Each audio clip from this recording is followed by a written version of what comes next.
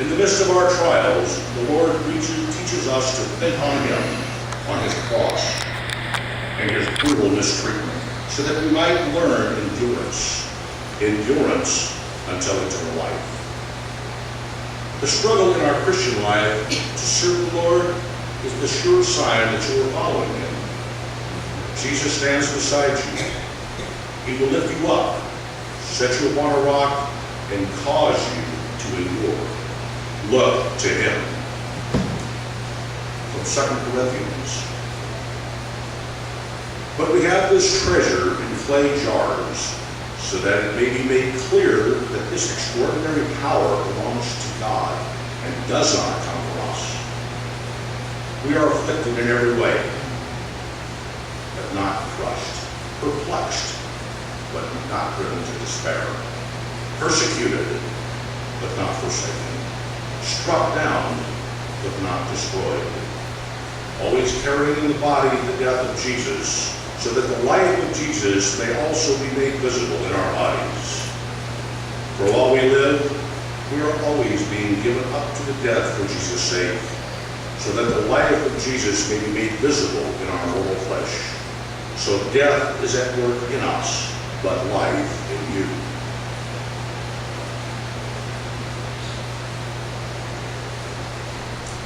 So often today we celebrate Armed Forces Sunday to give honor and recognition to all who have served our nation at a cost of great sacrifice, and also to all who are serving today. No nation can long endure without the binding support and spirit of its own people. You believe in America, so do I. But out of the spirit of false worship that says America can do no wrong, or in the false fulfillment of the false prophecy that says America is the new Jerusalem on earth, but rather the true spirit that is America, a vision struggling to be free, a brighter light set upon the hill, a nation that will fight for the right of others to live and to breathe free, and a brotherhood that will fight for a just cause and defend the innocent. Of this you can be proud. Time would fail us to recount the stories of all the heroes of our national history. Stories of incredible endurance against overwhelming odds and all the blood spilled to secure our place as a nation. The sacrifice has been ceaseless. The grace of God rests upon this nation. We must endure in faith.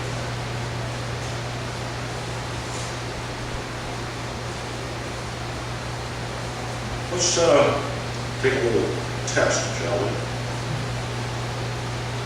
You know who Audie Murphy is? Sure you do. The most decorated soldier in World War II.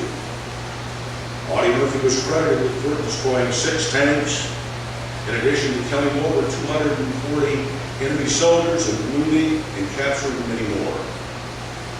His principal U.S. decorations include the Medal of Honor, the Distinguished Service Cross, 2 Silver Stars, the Legion of Merit, and 2 Bronze Stars, and 3 Purple Hearts. The same with Sergeant York, his World War I counterpart, who was awarded the following decorations: Distinguished Service Cross, the French Badge of Nobility, the Congressional Medal of Honor.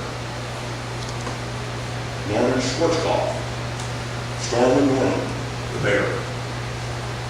The United States Army General served as commander of the U.S. Central Command and commander of coalition forces in the Gulf War, 1991.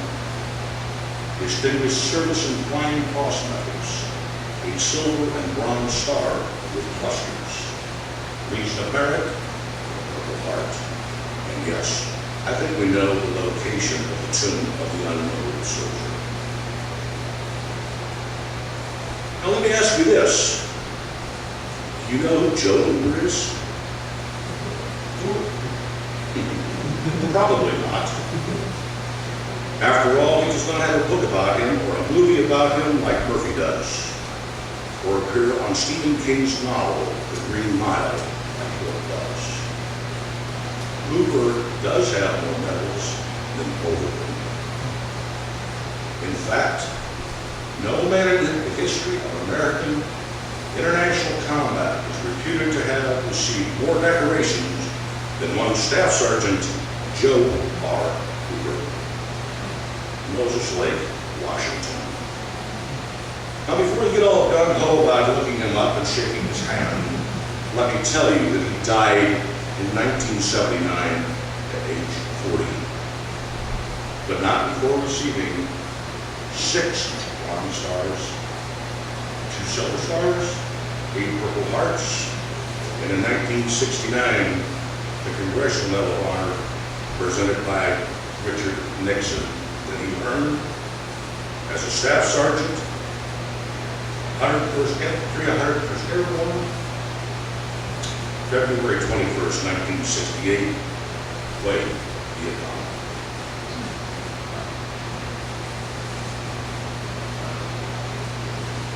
Sergeant Joe Hooper, 29, 501st Airborne, killed 115 enemy, 24 of them in a 6-hour firefight, lobbing grenades into Viet Cong bunkers and wading through the withering machine gun fire to repeatedly rescue wounded Americans.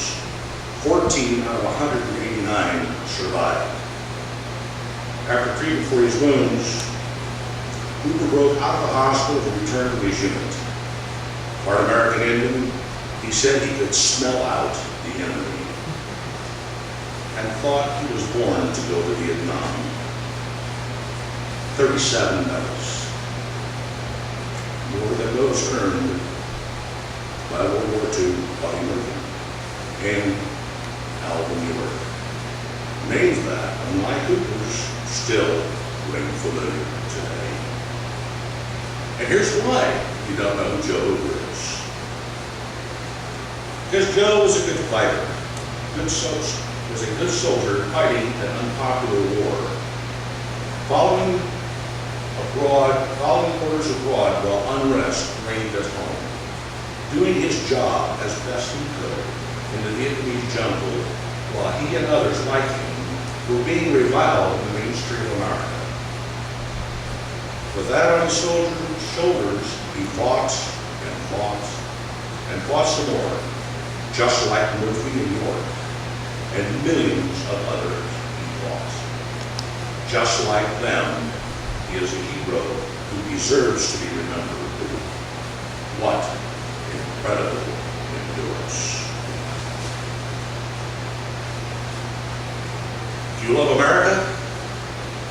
Have you ever counted the cost that set her free? More than 600,000 Americans died in the Civil War, and the national population at the time of 30 million. Proportionately, that would be over 17 million Americans if the Civil War was fought today. More than 550,000 Americans died in World War II, from the beaches of Normandy, the rolling hills of Germany, to the black sands of Iwo Jima, Tarawa Bomb.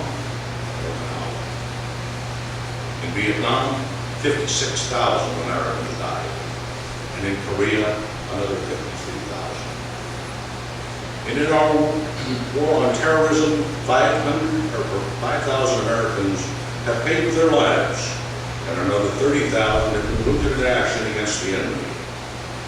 Ceaseless sacrifice. But you must keep an enduring faith unto the end, and we shall reap the reward.